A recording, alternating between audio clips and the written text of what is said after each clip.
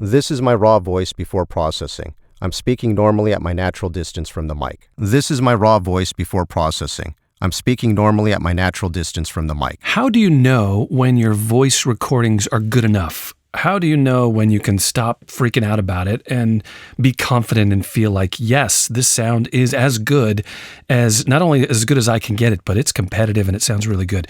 This is a question that is coming from one of the submissions I received. And in particular, we're going to look at specifics today. This person has more than most when it comes to acoustic treatment, and I believe it's a closet situation that he has. He's recording on a Rode NT1 signature microphone into a 2i2 fourth generation Focusrite Scarlett interface. Totally capable equipment. Is the raw audio capture perfect? No. It can be adjusted a little bit, but it sounds really good. And I think that's exactly what this person needs to hear. The raw audio that you are submitting sounds stable. It sounds great. It's good enough. And when I add my custom processing to it, I could already tell. I'm going to walk through that with you, but I can already tell this is going to process really well, and it's going to sound exceptional when it's finished. I'll first start with, I'll play a section of the raw audio capture that he sent me so you can hear what he's working with. The first thing I always do is examine the recording level, and he is peaking just under -6, which is where I want it. And so let's listen to what we've got. No processing engaged. This is the raw file. This is my raw voice before processing. I'm speaking normally at my natural distance from the mic. The reason I decided to submit my audio is I'm having problems with resonances in the low and low mids. The boominess, wonkiness, honkiness, whatever you want to call it. It's there, and I perceive it as a problem. I completely understand reaching a level where you are hyper critical of your sound. You're examining it, listening against some other people. He has put a considerable amount of thought and investment and time and energy into acoustic treatment, I can tell. He wrote me a big letter about what he's done with really thick foam, dense foam. He has Rockwool bass trap panels that are exceptionally thick, more than most, but he's in a small space, and he wants to know, he can still hear some of that resonance, and I can hear it too, but it's okay. It's going to happen in a small space, and I think the point here, which I'm going to illustrate for you, is that it's handleable, it's expected, and it will process very well. He doesn't have to rearrange the room, get more equipment, or add anything. Let's walk through this and hear what it's going to sound like. First, with some EQ. I'm going to start by engaging the EQ. None of the bands of the EQ are active yet. I just want to look at my yellow peak hold line, which is illustrated in this F6 floating band dynamic EQ by Waves, one of my favorite instruments, one of my favorite tools to sculpt and modify the tone of a voice. Let's see what the data is showing us, and I'm expecting probably around 500 somewhere, where the resonance is building up first. This is my raw voice before processing. I'm speaking normally at my natural distance from the mic. The reason I decided to submit my audio is I'm having problems with resonances in the low and low mids.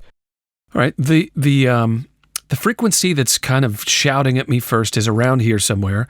This is confirmed by this bump in the yellow line, which is showing me the peaks, the average peaks of the average frequencies. And so I'm going to try to find and isolate that particular frequency and see what we can come up with as far as correcting that resonance and balancing out the frequencies so the tone is more even.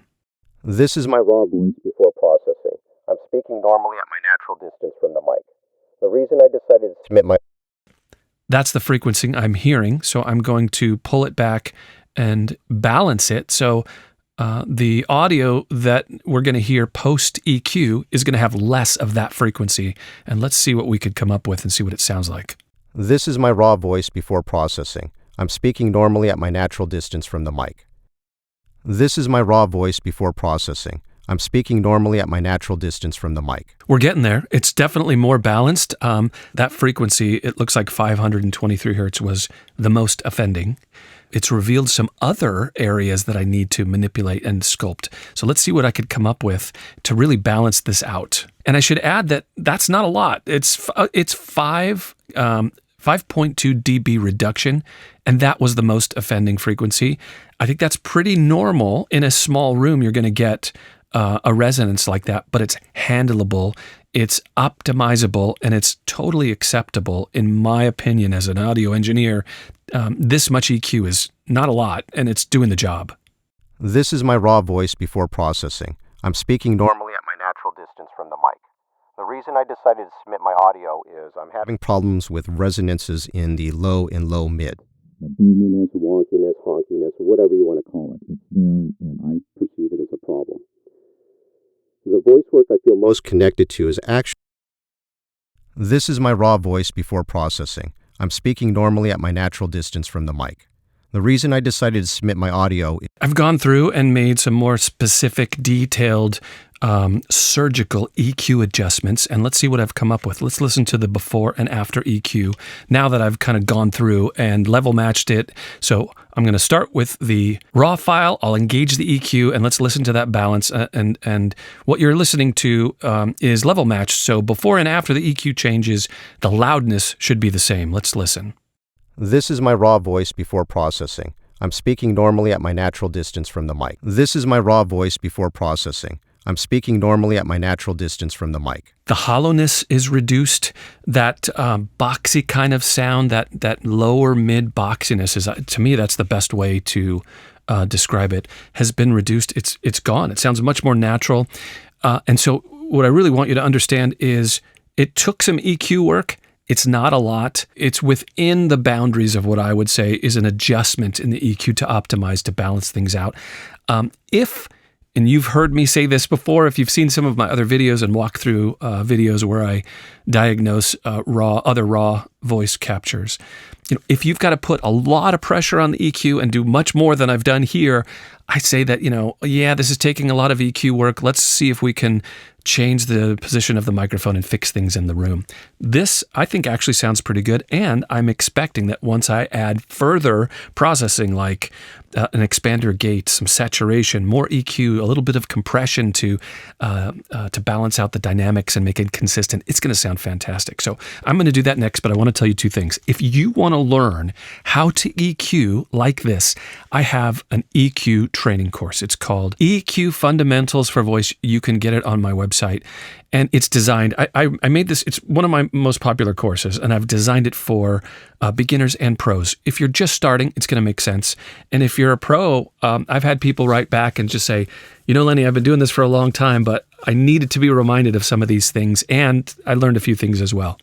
I think you're going to love it. It's really affordable. And if you're interested in learning the skill, by the end of this training course, you will not only know how to recognize what the controls are in the EQ that is maybe already on your DAW, but you could purchase any EQ plugin, any hardware, and you will understand how to manipulate the tone of your voice using an EQ. It really goes through everything for voice. So, a lot of the training courses and the stuff that we see online is kind of designed for recording music, but this one is specifically for voice. So that's one, lennyb.com. The other thing I want to tell you is you can send me your voice just like this person did, and I will examine it for you, and I will process it and send to you back for free an example of what my custom processing sounds like on your voice with your mic in your room, so you can really hear the difference and see if one, I diagnose it, and I'll give you some feedback. I may say, hey, we can fix a couple things in the room first,